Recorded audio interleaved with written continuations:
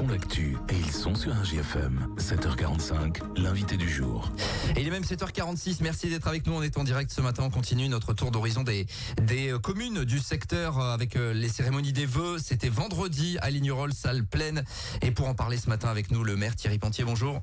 Oui, bonjour à tous. Et puis, j'en profite, comme j'ai la parole, pour souhaiter tous mes vœux. Une belle année 2025, bien sûr, toute l'équipe de RJFM et bien sûr à tous vos auditeurs. Bien sûr, et on salue les habitants de Lignerolles, évidemment, qui sont plus de 700, vous l'avez dit, commune qui arrive à maintenir sa population, finalement, ce qui est déjà pas mal dans le contexte qu'on connaît pour le secteur. Oui, enfin, on progresse, hein, on prend une dizaine d'habitants. En plus, avec l'application du PLUIH qui est en place là, les solutions pour construire seront de moins en moins importantes. Donc c'est bien, on a une commune jeune, hein, on a 86 enfants quand même à l'école, c'est quand même un record pour nous, je crois que c'était jamais atteint. 82 qui mangent à la cantine, c'est pas sans poser quelques problèmes parce qu'on est obligé de faire 3 services. Mais bon, j'ai un personnel performant et puis on donne le maximum. Oui, et quand il y a un de ces personnels qui est malade, justement, les élus, vous l'avez dit lors de vos vœux vendredi, les élus mettent finalement la main à la pâte. C'est encore ça, et ça existe encore cet esprit finalement d'entraide et un peu de clocher entre guillemets. Oui, c'est très bien. Ça existe et heureusement, et de toute façon, on n'a pas d'autre solution. Quand le matin on vous téléphone en disant écoutez, je suis alité, je peux pas me lever, vous n'avez même pas le temps de commander des repas parce que personne ne vous servira. Donc il faut ouvrir c'est ce que j'ai fait. Moi j'ai ouvert les boîtes, c'est ce que j'ai fait, c'est tout. Hein. J'ai ouvert les boîtes et puis après mon personnel avec mon chef, mon ancien André Lesicki, qui a mis sa toque et son tablier. Et les enfants ont bien aimé les raviolis. Ah bon, parfait. Évidemment, c'est toujours important, mais en tout cas c'est le signe que on se débrouille, on a le sens de la débrouille également et qu'il faut essayer de gérer ça. On a le sens de la débrouille, vous l'avez dit également lors de vos vœux. Finalement le budget évidemment à Lignerolles comme dans toutes les collectivités doit être équilibré, ce qui n'est pas le cas celui de l'État, ce qui vous pose problème vous aussi là pour gérer finalement et avancer dans le budget parce qu'il n'y a toujours pas de loi de finances de voter.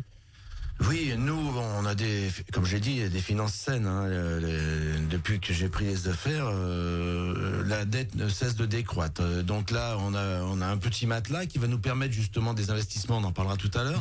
Mais c'est vrai que l'État nous met dans une situation un peu difficile parce qu'on ne sait pas du tout ce que l'avenir sera fait. Évidemment, ça sera pas directement sur nous, mais en impactant les régions et le département. Le département nous a déjà prévenu en disant attention, on sera moins généreux que d'habitude.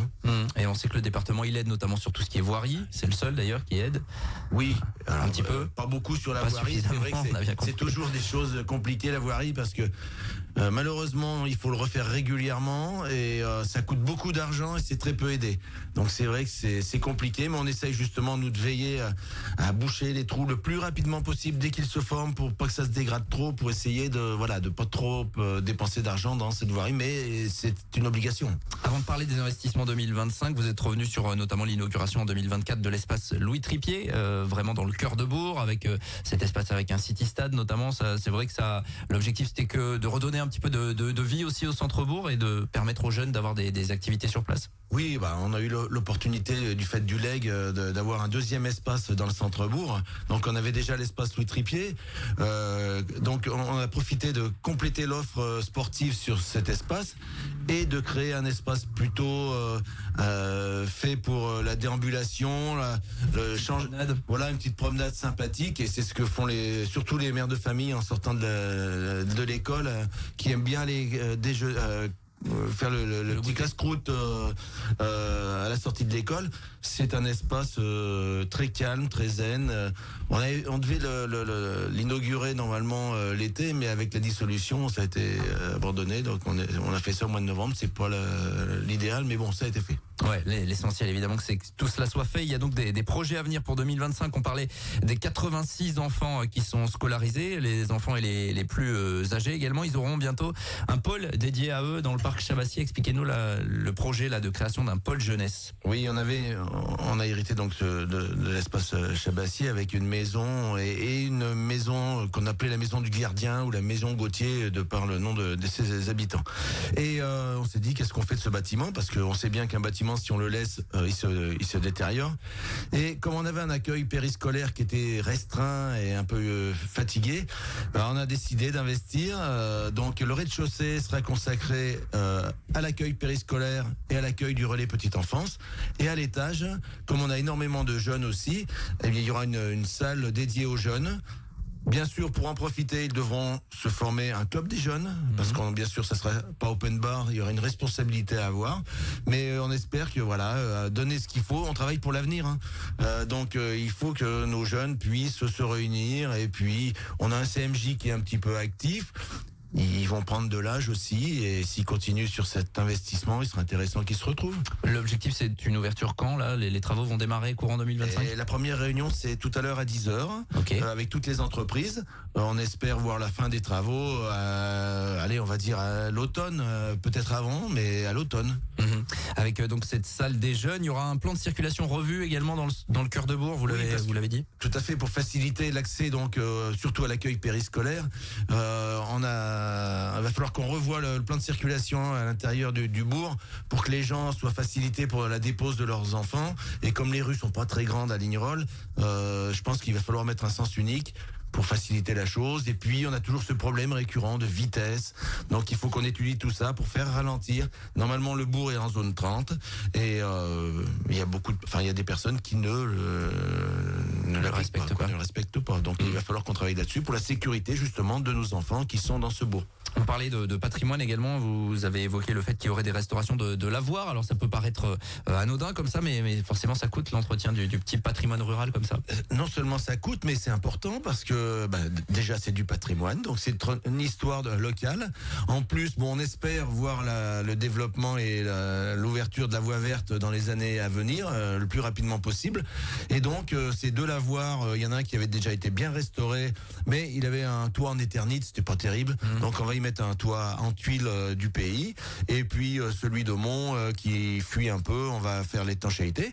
Et pour le financement, donc on a des aides de l'État, du département et de la Fondation du patrimoine, parce qu'on avait présenté notre projet, nous avions obtenu de mémoire 3 000 € déjà pour la restauration de ce petit patrimoine. La voie verte qui évidemment traverse votre commune, l'objectif d'aménagement entre Montluçon et Évaux, vous n'avez pas la main là-dessus évidemment, mais c'est l'objectif, ce que vous aimeriez évidemment, c'est que ça aboutisse assez rapidement. Oui, tout à fait. On assiste à toutes les réunions, on voit que ça avance. Déjà, on est confiant. Je crois qu'il y a une volonté. Alors, comme disait, quand il y a une volonté, il y a un chemin. Donc, on espère que ce chemin va se transformer en voie verte. Et bien sûr, de par cette voie verte, il y aura des ramifications, justement, sur le Cougour, sur les gorges du Haut-Cher. Enfin, il y a de quoi faire. Et justement, dans les gorges du Haut-Cher... Alors, c'est vous qui faites du coup l'avancement, mais c'est vrai que c'est plutôt bien étudié. Effectivement, dans la voie ferrée, et quand on plonge directement derrière, on arrive dans les gorges du Haut-Cher, où là, il y a des travaux. Alors, c'est avec Montluçon Co, évidemment, que ça a été entrepris. Le site d'escalade, la Via Ferrata pour les amateurs, ça y est, c'est fait les travaux? C'est pas terminé, mais c'est en cours et c'est bien avancé. Il ne reste plus, je crois, 15 jours de travaux pour finaliser la Via Ferrata. La Via Ferrata, pardon. C'est vrai que le site d'escalade, j'y suis allé moi le 1er janvier. J'ai été voir. C'est vraiment, ils ont fait du bon travail. Toutes les voies sont marquées. Ils ont aménagé le site. C'est vraiment joli. Je pense qu'on va avoir un des plus beaux spots de l'Allier pour la grimpe. Et en plus, on va développer la pratique du canoë-kayak.